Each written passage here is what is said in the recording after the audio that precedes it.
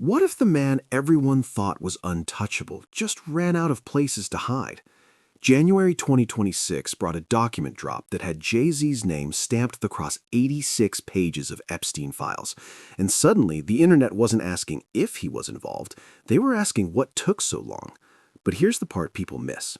This isn't just about one scandal or one lawsuit. It's about decades of whispers, allegations that never stuck, and a pattern so carefully hidden that even his closest friends are starting to talk. And now, 50 Cent says he's ready to expose it all.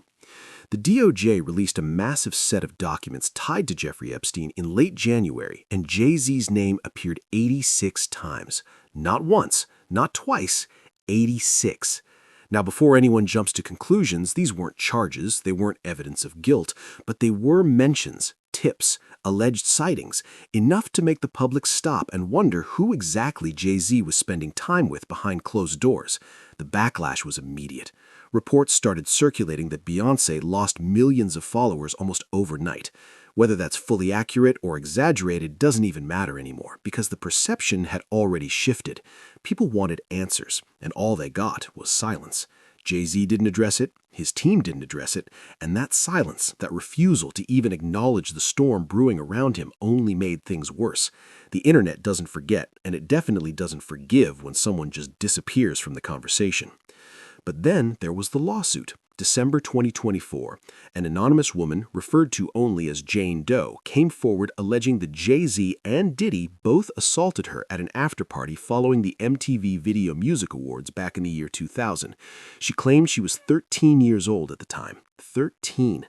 The allegations were graphic, disturbing, and they named two of the most powerful men in music. Jay-Z's response was anything but quiet. He released a statement calling the lawsuit a blackmail attempt, saying it was baseless and malicious. His lawyers came out swinging, demanding the case be dismissed and threatening countersuits. For a man who rarely speaks on legal matters publicly, this was aggressive. And here's where it gets messy. The woman later withdrew her lawsuit, but she didn't say the allegations were false. According to legal filings, she claimed she was being harassed. She said two people approached her outside her home, people who allegedly identified themselves as investigators working for one of Jay-Z's attorneys. They reportedly pressured her to sign an affidavit saying her claims were fabricated, that her lawyer, Tony Busby, had sought her out and offered her money to lie. She refused. She also alleged that her parents were approached with similar questions. The whole thing left her terrified, wondering how these people even found her when her identity had been kept anonymous in court filings and media reports. She dropped the case not because it wasn't true, according to her, but because she feared being publicly exposed and attacked. None of this has been proven in court, but the optics? Brutal. And that's exactly when 50 Cent stepped back into the spotlight. He's been going after Jay-Z for 20 years. This isn't new. But now, with Diddy facing federal charges and Jay-Z's name popping up in lawsuits and Epstein files, 50 sees an opening. He announced plans to produce a documentary on Jay-Z following up his Netflix project on Diddy. He's not hiding his intentions either. He posted about it, mocked Jay-Z online, and made it clear this isn't just business, it's personal. So what's the real beef? According to people close to him, it all traces back to the Super Bowl. 50 Cent was heavily involved in curating the 2022 halftime show. Dr. Dre, Snoop Dogg, Eminem, Kendrick Lamar, Mary J. Blige all performed, but 50 Cent wasn't on the original lineup. Allegedly, Jay-Z didn't want him there. It wasn't until Eminem reportedly threatened to pull out of the show entirely that 50 was added. That kind of disrespect doesn't sit well with someone like 50, who spent his entire career proving he belongs at the top. And now, with everything unraveling around Jay-Z, 50 isn't holding back. He's making it clear that this documentary will show the world who Jay-Z really is, not the billionaire image, not the business mogul, but the man who allegedly pulls strings behind the scenes and walks away clean every single time. I'm fully prepared with everything I need for the Jay-Z documentary. The moment he sent that legal letter, I knew I had to let the world see who he really is. He and Diddy are cut from the same cloth. He just hides his arrogance and control behind a cleaner image. Our feud has lasted 20 years, and I know better than anyone what he's done in the shadows. I even suspect that so-called funeral bouquet wasn't Diddy's idea at all, but Jay-Z acting on his behalf. Back when Nicki Minaj posted that video of him wearing a pink wig, all I did was repost it, and he got so nervous he had his lawyers threaten me. In 2015, Nicki worked her ass off helping him build his platform, and he allegedly pocketed her $7.9 million in royalties. And then there's his fingerprints all over key incidents through the years, whether it's the elevator footage or the guest list at Diddy's parties. He was involved, clearly, but somehow he always walks away untouched. That's what he's best at, pulling strings behind the scenes while pretending to be spotless in public. And now that a corner of the darkness has been ripped open, I'm not stopping. Everything my team and I are doing isn't about attacking anyone. It's about making sure the truth can't be buried by him ever again. Jay-Z ain't answering the phone? He ain't answering the motherfucking phone.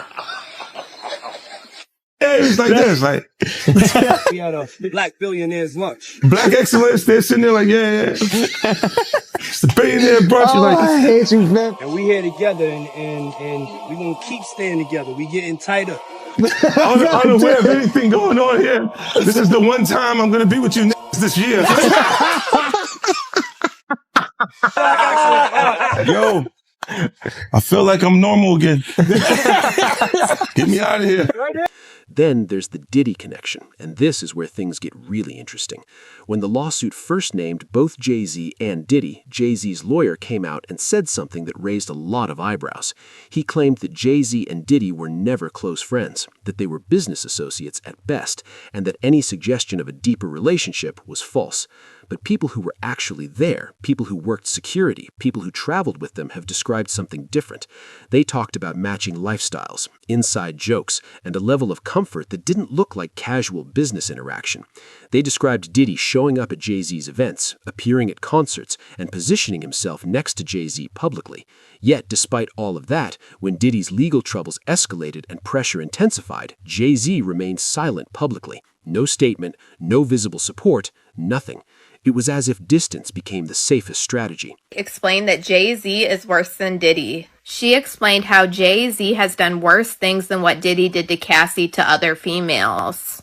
And she said that she has the scars to prove it. She alleged that at one time Jay-Z attacked her and got it on film like Diddy did.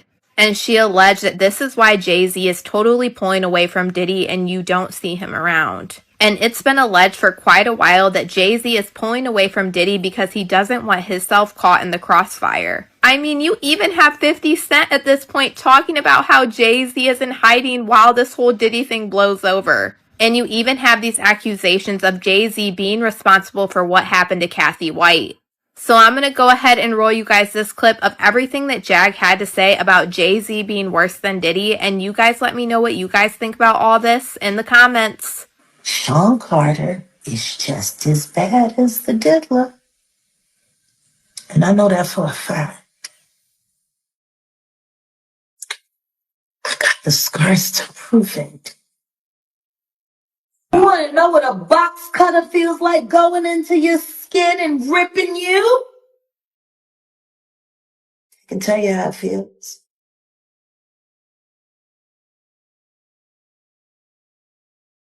Y'all ain't seen shit yet. That Cassie shit, that's nothing. I'm saying Sean Carter remembers everything he did to me and he's got it on tape.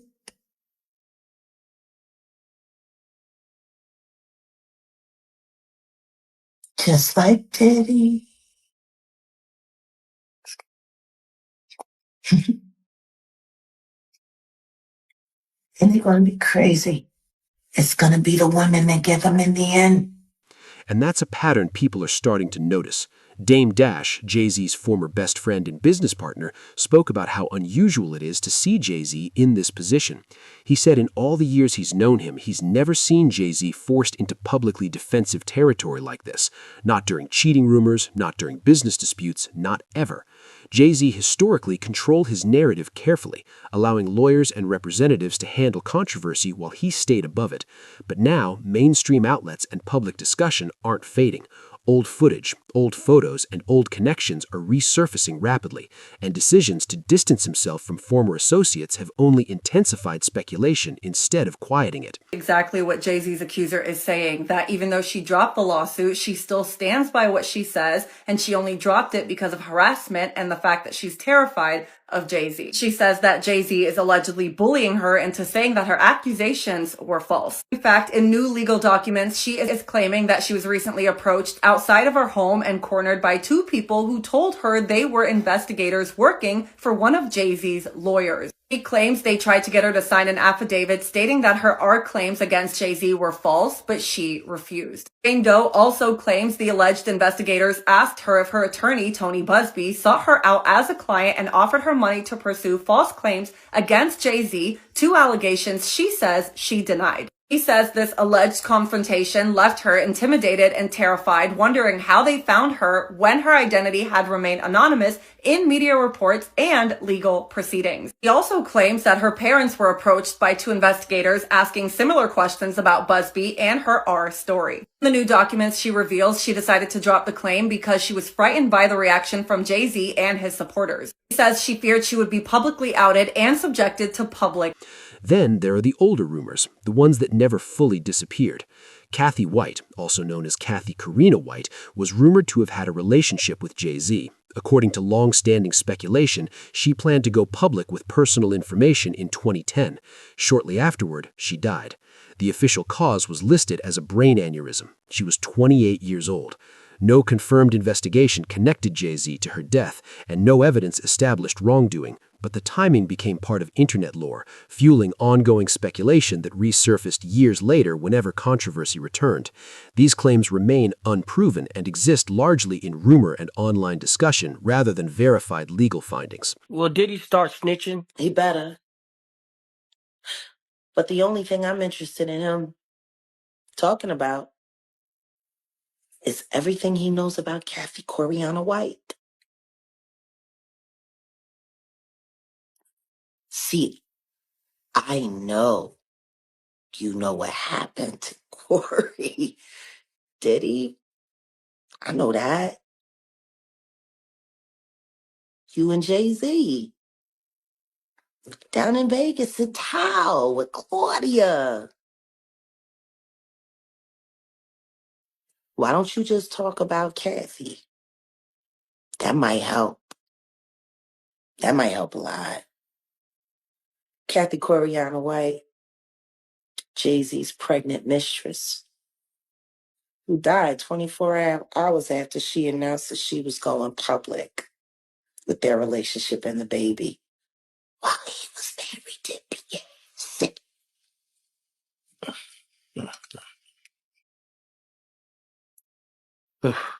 Now, Was Jack, it an aneurysm, did he? Or are you the one who paid the same coroner that you... Mm. Oh, Diddy, you should... And that brings us to why this moment feels different. Jay-Z has built his image on precision, distance, and control. He's rarely the center of unresolved controversy, but the internet changed the rules. Old stories don't disappear anymore. They get archived, reshared, and revisited. And figures like 50 Cent, who have criticized Jay-Z publicly for years, now have audiences paying closer attention. Diddy and Jay-Z. They was close enough that they wasn't playing basketball, they wasn't playing baseball, they wasn't playing football, and they wasn't playing hockey or soccer for Diddy to come on stage, pat him on his ass, and then make the statement to people in the world that can't nobody call me Sean but Jay-Z. Now, I don't know what kind of statement, and I can't say, I wish I could say half a homo, but I know I can't say it. But I don't know what kind of half a homo that is. And you trying to say that you're not close to somebody. You coming on stage, patting them on their ass, and then you making a broad statement to the public, can't nobody call me Sean but Sean Carter. And I heard Jay-Z said the same thing about them. But they were so close that they had matching white girls together.